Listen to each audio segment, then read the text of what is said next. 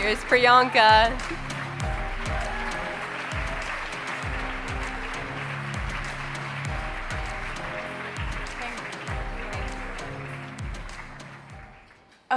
Good afternoon, everyone. I'm going to just keep it here. Good afternoon, everybody. This is Ava. She's 16 years old.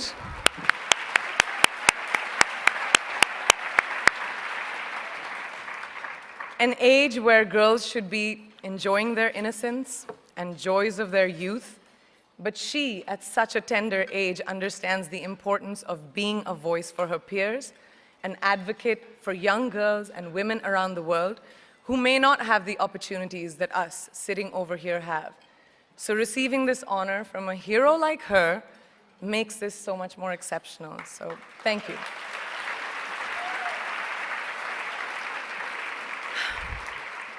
Good afternoon, and thank you, and wow, I am so privileged and so honored to be sharing this afternoon with all of you and these incredibly amazing women that are being honored today.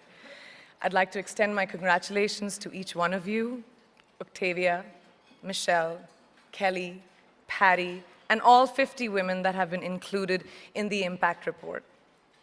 Your achievements not just inspire me, but also so many others to work harder, to be better, and to make a dent wherever we can. So I'm very, very proud to be standing alongside of you.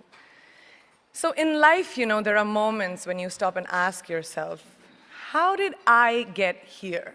Like, why am I standing here? Well, this is definitely one of those moments for me.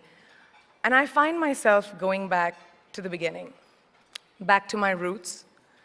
I was born to incredible parents, amazing parents who served as doctors in the Indian Army. I was the firstborn, and as far back as I can remember, I made my parents very proud and happy 99% of the time. Okay, slight exaggerations of personal achievements are allowed from time to time, don't you think?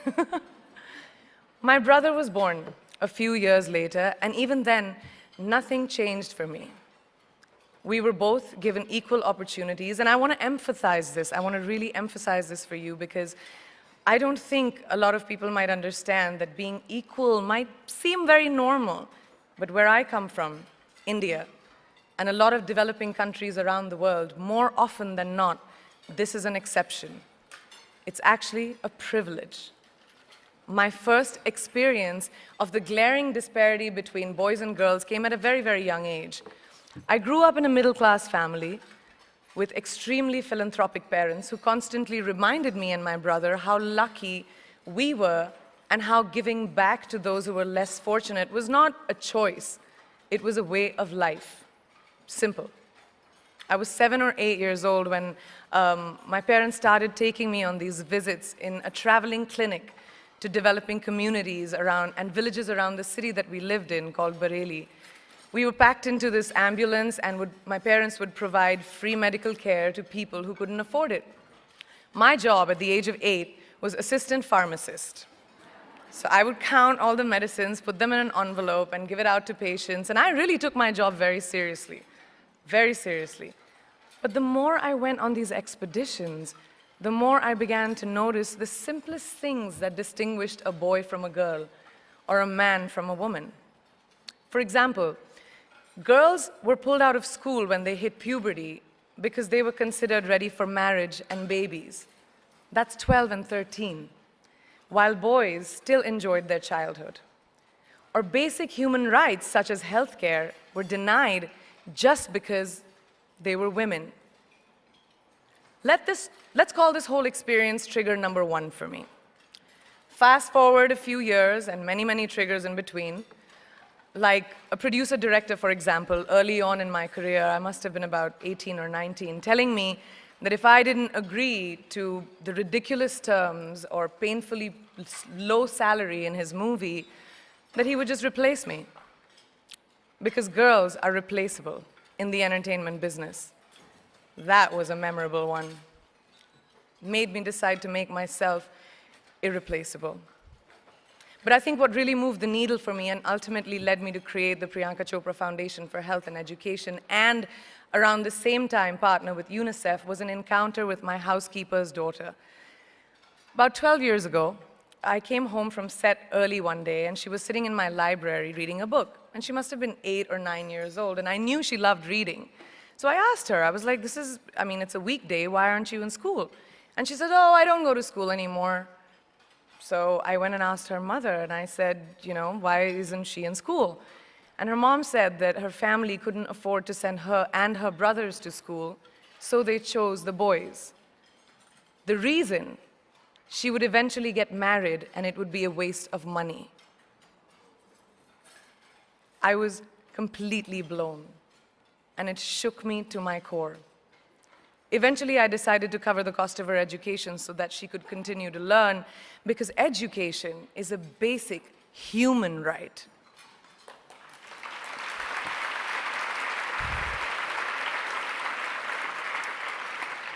And a huge necessity, especially today. From that point on, I was determined to make a difference in as many children's lives as I could, in whatever big or small way that I could contribute. There's a really, really beautiful quote that I read recently, and I think it's absolutely appropriate to explain what I'm trying to say today. The hand that rocks the cradle, the procreator, the mother of tomorrow, a woman shapes the destiny of civilization. Such is the tragic irony of fate that a beautiful creation such as a girl child is today one of the gravest concerns facing humanity. Girls have the power to change the world. It is a fact, and yet today, girls are more likely than boys never to set foot in a classroom, despite of all the efforts and progress made over the last 2 decades.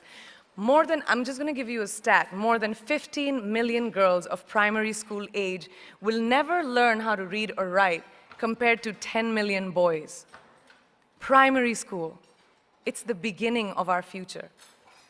Over the last 11 years, I have witnessed firsthand the incredible work that UNICEF does for children around the world, especially victims and survivors of child marriage, displacement, war, sexual violence.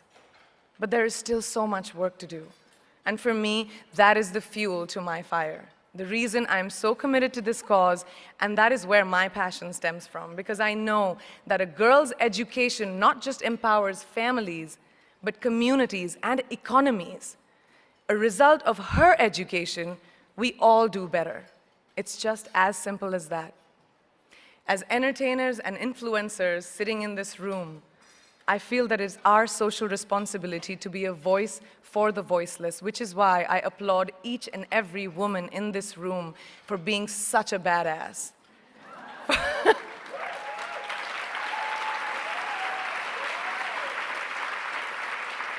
For using your platform and your voice to contribute to change, and for ensuring that there is not even one lost generation as long as we are alive. I'd like to thank Variety and all of you for encouraging me and all of us in this room to keep going and fighting on. Thank you so much.